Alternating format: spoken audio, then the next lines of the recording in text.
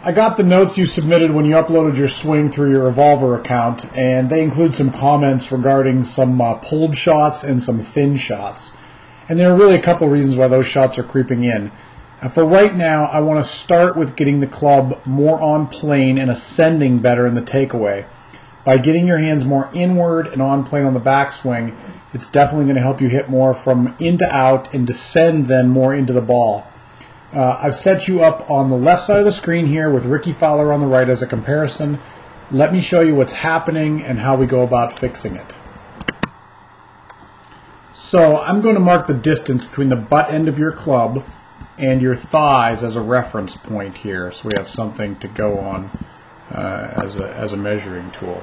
Now as you take the club away with the hands working inward enough, that distance there between the butt of the club and your right thigh should be very consistent. This ensures that the hands are staying on the arc that we play golf on. The hand and club path in the backswing is back, up, and in, and we need you to feel more of the inward motion. Now as we take this away here, you're going to see that you can start to see some light between the butt end of the club and that orange line I've drawn in there, which shows your hands are actually going straight back or outward a bit too much. And the problem here is as that starts to happen, something, as a better player, something wants to get itself to sort of that arc we play golf on and start swinging on the circle, and in your case that's the club head. So as you watch, as this club starts to go back, hands start to go away where they're not going enough inward, the wrist joints are turning, the forearm joints are turning, and this is basically opening the face quite a bit and flipping the club well to the inside of your hands and off the plane.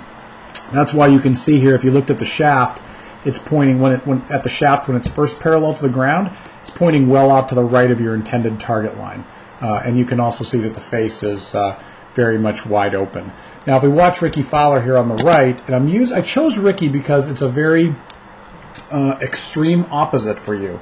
Now this is not to say that you're going to end up, or I want you to end up doing it the exact way Rickie Fowler does, but the sensation for you is going to be to feel like you're doing it like Rickie Fowler does, to get you somewhere in the middle and on the plane with your hands in enough. So as we watch this club goes back here, with Rickie Fowler doing it, and I'm going to put in a reference point with his as well, you can see that his hands work very much in.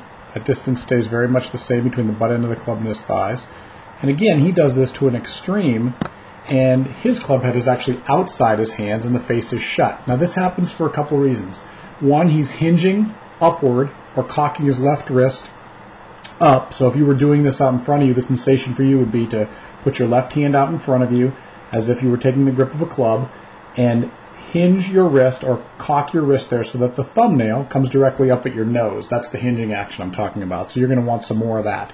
So as Rickie does this here, for example, he's got that hinging action taking place and he's got no rotation in his wrist and forearm joints. That's keeping the club very shut. So the sort of extreme sensations for you are going to be to take your hands inward. You want your hands to work in, keep the distance, or actually feel like your hands get closer to your right thigh going back. You're going to feel your left wrist having a little more hinge action in it and hinging quicker. And you're going to feel your wrists and forearm joints with no turning, absolutely no rotation in them. This is going to keep your elbows a little bit close together like in Rickie's picture on the right.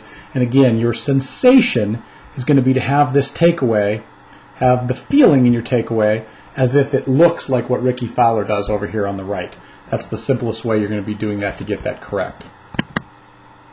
So in tying this up, I've gone ahead and I've added myself here on the right, and I've put in plane lines in on both swings. What I want you to notice here is, again, as this club goes back, if the hands are working inward enough on their plane and the club and the shaft is working on its plane, we end up with hands that basically trace the plane line and the club head that essentially traces the plane line. And you'll see as yours goes away, you're going to notice that your hands actually work up and above the plane line. And then, like we talked about the floor before, the club head itself flips a little bit under the plane line or inside there, and it points well out to the right. You know, that first checkpoint of, that we'd call P2, where the shaft is parallel to the ground for the first time. It should be parallel to your foot line, and yours is, pointing, I don't know, 30, 40 degrees, let's just say, out to the right of that. You can see that the hands are above the plane, whereas the club head itself has kind of gone underneath or inside the plane there.